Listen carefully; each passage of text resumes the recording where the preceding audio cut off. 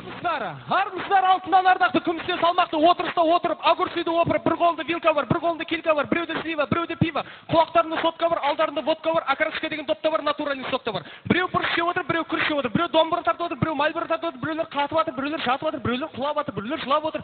Бір қыз билеп жүр, бір жігіт сүйреп жүр, бір жігіт тынып отыр, бір қыз сынып отыр. Жігіттер жем жайлы, қыздар крем жайлы, біреу некси десе, біреу пепси деп отыр, біреулер танысып отыр, біреулер жабысып отыр, біреулер қойсай деп отыр, біреулер босай деп отыр, біреулер қалай деп отыр, біреулер давай деп отыр, біреулер баняға кіріп жүр, біреулер таняға кіріп жүр. Ай, студенттік өмір ай, көтерің көңіл ай. Осындай отырыстар жақсы көреді қазақтар. Бүгінгі мерекемізге қош келдіңіздер. Отырыстан шыққан 3 жігіт.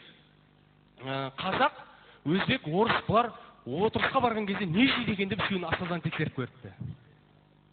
Бірінші орыстың асқазанын тексеріп қараса, бірінші орыстың асқазанында бір тарелка борщ, бір стакан арақ бар екен. Өзбектің асқазанын тексеріп қараса, өзбектің асқазанында бір тарелка палау, бір пиала көк шай бар дейді. Қазақтың асқазанын тексеріп қараса, қазақ асқазанында сол баяғы бір пиала шай, жарты кесе кешегіден қалып кеткен сорпа, қазы қарта, жал-жая, борщ, палау, арақ, коньяк, көк шай, қамыр ауқат, вино, нан салма, пиво, қызыл құмыра, шұбат, боза, ашқы, қуырдақ, бифтек, сорпа, лагман, гриль, мылма, көктей, жылма көже, нан палау, қуырылған пен, сәбіз салат, мант, пельмен, шұбара, нарын, кеспе көже, туралған көже, жүгер көже, құдай көже, әшейін көже, шашлик, сексебелек, икра, огурцы, помидор, лепес, сварен, тоқаш, колбасы, сыр, балық, тушенка, өрік, алма, шампанский, тархун, имбайт, юп, йогурт, жұмыртқа, гамбургер, самса, бутерброд, тауықтың артқы аяғы, жүзімдер сабағымен, банандар қабығымен жүрді. Баклаштың күйшілеріне ақ жүр дейді орысты. БМВ-ның артқа амортизатор жүр дейді. Керемет.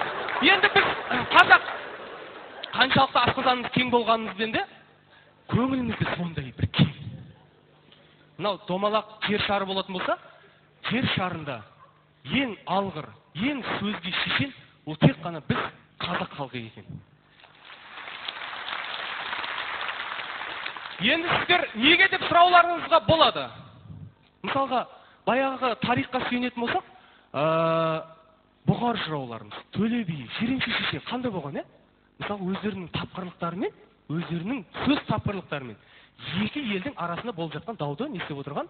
Соғыссыз шешіп отырған. Мен сіздерге қазір бір әзіл айтып берейін. Осында отырған жастар білетін шығар, біздің бала кезіміздегі әзілет ол мынандай еді.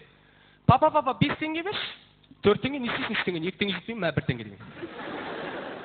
Ол енді 20-шы ғасыр, қазір 21-ші ғасыр. Қазір заман басқа. Заман емес, қазір адам басқа. Қазіргінің кішкентай балдар 5 теңге сұрамайды. Білесіздер, қазіргінің кішкентай балдары шоқ, тындым дегенде 50 теңге сұрайды. Дұрыс қой. Мен қазір сіздерге орындап берейін. Баласы әкесінен ақша сұрап тұр, әкесі оған былай деп жауап беріп тұр. Папа, 50 теңге берші. 49 теңге, не істейсің 48 теңге? 47 теңге жетпей ме? 46 теңге сұрасаң, мен жұрттың малдар 45 теңге сұраса, 44 теңге сұрған жоқ. 43 теңге мен сетіп қойсын, 42 теңге берген не істедің? Жүре берсең 41 теңге. Нанның өзі 40 теңге болды, тапсаң осы 39 теңге. Оптығың өзі 38 теңге, ито 37 теңге аралап, қаланы 36 рет айналып, 35 теңге, 30 теңге сұрастырып, 30 таңға сұрап отырады.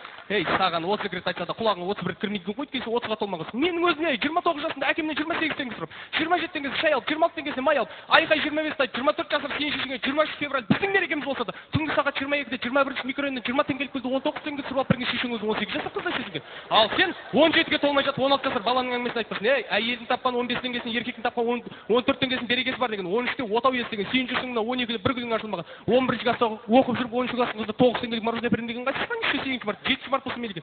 Жарай, сағат 6-тан 5 кеттім, мен қалтамда 4 теңге бар, 3 теңге оқыса Айбекке 2 теңге не келді дейсің? Мә 1 теңге 99 теңге қайтып алып келді.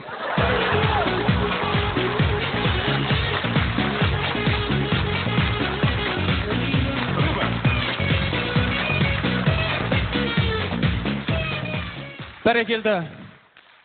Рахмет, асқазан деп жатырмыз, ақша деп жатырмыз. Бұның барлығы әшейін әзіл.